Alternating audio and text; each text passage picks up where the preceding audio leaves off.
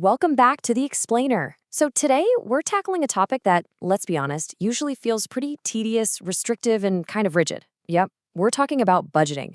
But hey, what if I told you there's a specific framework that literally changes everything?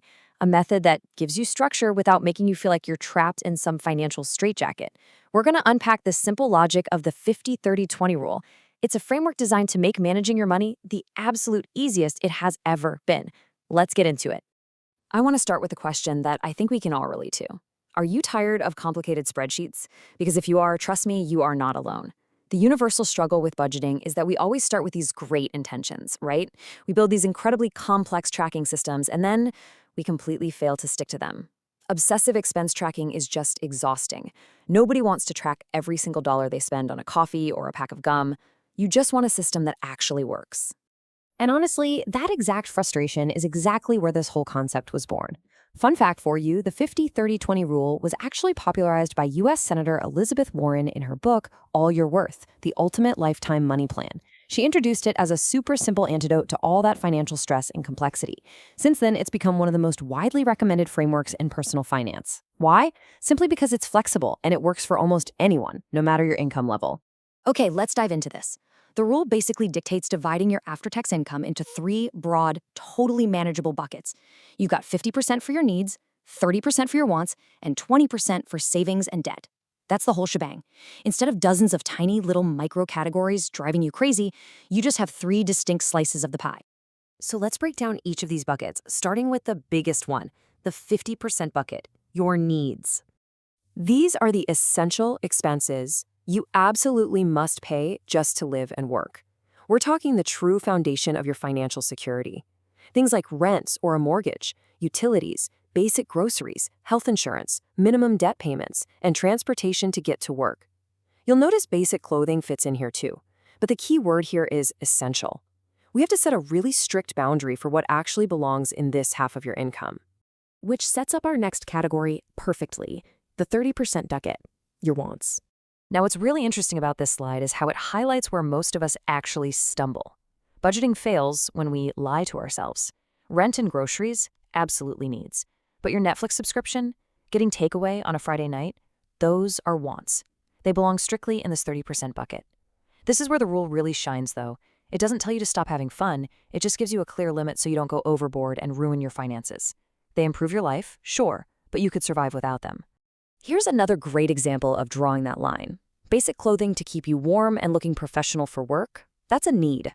But upgrading to the newest shiny phone when your current one works perfectly fine? Yeah, that is definitely a want. It is so incredibly tempting to categorize lifestyle upgrades as absolute necessities, but keeping that strict boundary between just surviving and actively improving your quality of life is exactly what makes this whole budget work. Finally, we shift to the third and most important category, the 20% bucket, dedicated to savings and debt. Even though it's the smallest slice of the pie, this is absolutely crucial for securing your financial future. This bucket covers emergency funds, retirement, saving for specific goals like a house, and investing. But listen, this is super important. It also includes extra debt payments. If you have high interest debt like a credit card balance, you must attack that first. You've got to crush that debt before redirecting this 20% into padding your savings or investments. All right, let's look at a real-world example and try applying this logic so you can see it in action without getting overwhelmed. It's one thing to talk percentages, but it's way more helpful to just see the simple math, right? Let's use a hypothetical monthly income of $3,000. But wait, here is a really vital detail. This is $3,000 of after-tax income. When you calculate your own numbers at home, always use your take-home pay, not your gross salary. Your gross salary includes money you never actually see, so budgeting with it, that's just going to leave you coming up short. And this brilliantly illustrates exactly how clean and straightforward the math looks when applied to our $3,000 earner. You take 50% for needs, which gives us exactly $1,500, then 30% for wants, which is $900, and finally 20% for savings and debt, which gives us $600. Literally just three numbers to keep in mind for the entire month. How easy is that? Just to prove that this can realistically cover life's necessities, let's briefly break down that $1,500 needs budget. You could allocate $900 for rent, $300 for basic groceries, $150 for utilities, and $150 for transportation. It neatly covers the essentials right within that 50% limit. And the best part, it leaves the entire rest of the income totally free for your lifestyle choices and building wealth. Now let's talk about adjusting for your life, flexibility first. For anyone watching who might be panicking a little bit about their specific situation right now, take a deep breath. Remember, this framework is a flexible guide, not some unbreakable, rigid law. Say you live in a really high-cost city where rent is just astronomical. Well, you can shift the rule to a 60-20-20 split. The golden rule here is to protect that crucial 20% savings slice at the expense of your wants, not your future. That flexibility also applies to how you actually earn your money. If you're a gig worker, a freelancer, or someone with irregular income, you're probably wondering how to apply strict percentages. Actually, the solution is super simple. Just calculate your average monthly income over the past 6 months to find a solid baseline. Once you have that average, you just apply the 50-30-20 percentages right to it. It keeps this simple logic perfectly viable, even if you don't have a traditional 9-to-5. Moving on to a little method matchup, why the 50-30-20 rule actually wins.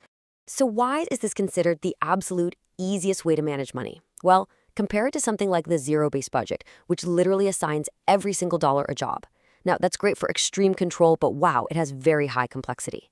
Then you have the envelope method, which sits at a medium complexity, mostly for cash spenders. But the 50-30-20 rule, it easily wins on low complexity.